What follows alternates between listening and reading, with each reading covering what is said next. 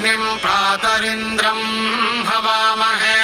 प्रातर्मित्रावरुणा प्रातरश्विनाः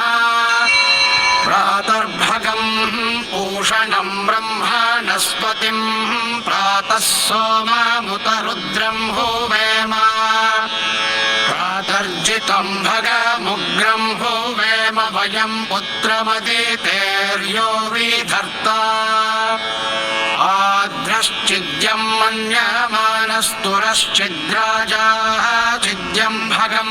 भक्षेत्याह भगप्रणेतर्भगसत्यराधो भगे मां धियमुदा वाददन्नः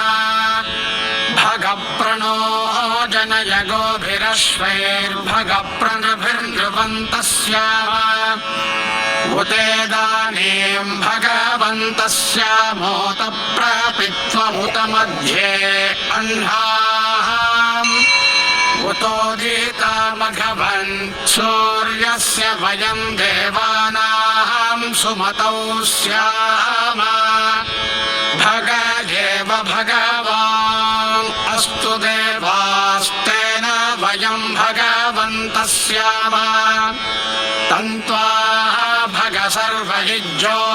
हवीति स नो भगपुरयेता भवेह समध्वरायोषसो नमन्तदधिक्रावे वशुचाये पदाय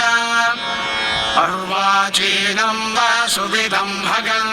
नो रथमिवाश्वाः वाजिन आवाहन्तु अश्वावतेर्गोमतेर्न उषासो वीरवतेः सदा मुच्छन्तु भद्राः घृतं दुहाना विश्वतः प्रपीता यूयं पात स्वस्तिभिः सदा नः हरिः ओम्।